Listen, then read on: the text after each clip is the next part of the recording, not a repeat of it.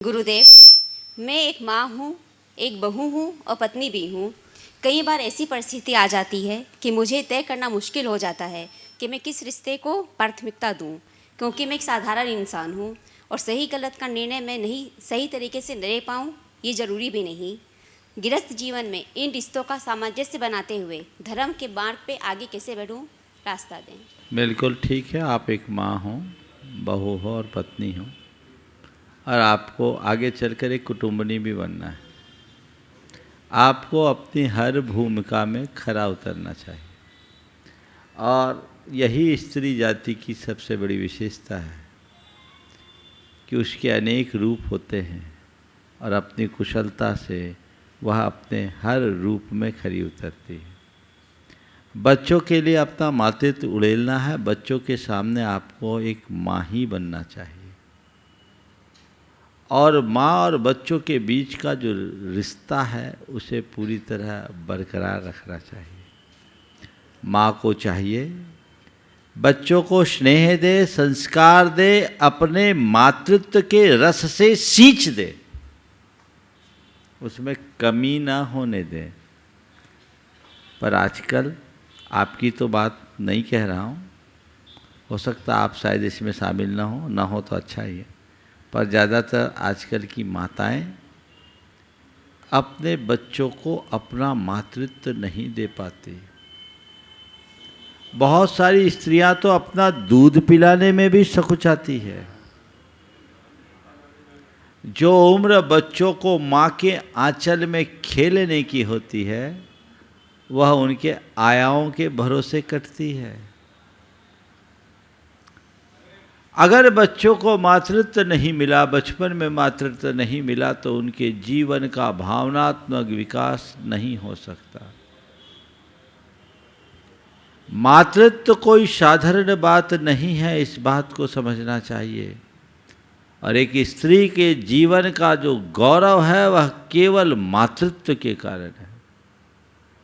आज से कुछ वर्ष पहले रूस में एक प्रयोग हुआ। वहाँ कुछ बंदर के बच्चों को, सद्य प्रसूत तुरंत के जाए बंदर के बच्चों को उनकी माँओं के पास रखा गया, और कुछ को कृत्रिम मशीनी बंदरियों के पास रखा गया। दोनों का एक सा न्यूट्रिशन था, एक सा खान पान था। शारीरिक रूप से दोनों बंदर के बच्चे एक से विकसित हुए, लेकिन एक लंबे परीक्षण के बाद पाया गया कि जो बच्चे मशीनी बंदरियों से पले थे, उनका वे सब के सब भावनात्मक रूप से अस्वस्थ थे, रुग्ण थे, और जिन्हें माँ का आंचल मिला था वे सब भावनात्मक रूप से स्वस्थ थे। तो आपके माध्यम से मैं सब माँओं को एक संदेश देना चाहता हूँ। जो माँ अपने बच्चों को अपना मातृत्व नहीं उड़ेलती, वह एक रुग्ण पीढ़ी को जन्म देने का अपराध करती है। उसे उसके लिए समय देना चाहिए, पर समय कहाँ मिले। किटी पार्टी और सोशल मीडिया से फुर्सत हो तब तो। इसमें बदलाव होना चाहिए, भटकाव नहीं। तो बच्चों के सामने एक माँ ही बनना चाहिए, और परिवार के दायित्वों के निर्वाह के लिए बहू, जो सबका वहन करे वो बहू है। वो उसकी जिम्मेदारी है अपनी कार्यकुशलता से, अपनी तत्परता से दायित्वों का निर्वहन करना चाहिए। और जब पति के सामने हो तो पत्नी बनना चाहिए, और उसे पति के सामने पत्नी बने तो बहू के रूप को नहीं भूलना चाहिए, माँ का रूप भी ख्याल में रहना चाहिए। और बच्चों के साथ जब माँ के रूप में प्रस्तुत हो तो उसे ध्यान रखना चाहिए, मैं माँ तो हूँ ही, एक पत्नी भी हूँ और एक बहू भी हूँ। उसे अपने तीनों रूपों का ध्यान रखते हुए जहाँ जो जब जैसी आवश्यकता हो वो भूमिका निभानी चाहिए। किसी एक ही रूप में हो। कई आजकल की माताएं ऐसी हैं जो 24 घंटे बच्चे ही में लगे रहती हैं। आजकल की जितनी नहीं है ना, जैसे पुराने लोगों ने बच्चे ही पैदा नहीं किए।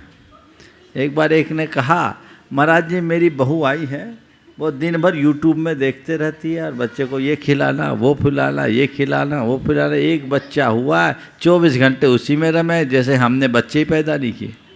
अरे पहले के 10-10 कर गए, उनको कोई पता नहीं लगा, और तुम एक में परेशान, ये क्यों?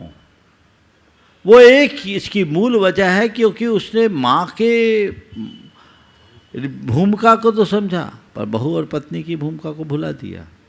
गड़बड़ होगा। तो बच्चों के साथ माँ बन के जियो, वहाँ और दूसरा रूप नहीं, लेकिन ध्यान में रहना है कि और भी मेरे काम। बहू बनो तो बहू बनो, पर पत्नी बन करके भी रहो। और पत्नी बन जाओ तो ये मत भूलो कि मैं किसी घर की बहू भी हूँ और मेरे ऊपर घर की व्यवस्थाओं का दायित्व है जिसे मुझे निभाना है। आजकल की पत्नियाँ 11 बजे तो उतर के आती है, सासुओं को एडजस्ट करना पड़ता है। बड़ा उल्टा पुल्टा कार्यक्रम है। क्यों गलत बोल रहा हूँ मैं? सही बोल रहा हूँ ना? ये सब क्यों है? इसकी मूल वजह यही है कि अपने रूप को लोग भूल रहे हैं और इसके दूरगामी परिणाम बहुत भयानक होंगे। इसलिए हर रूप में खरे उतरना चाहिए। आप तो उस दौर को पार कर चुकी।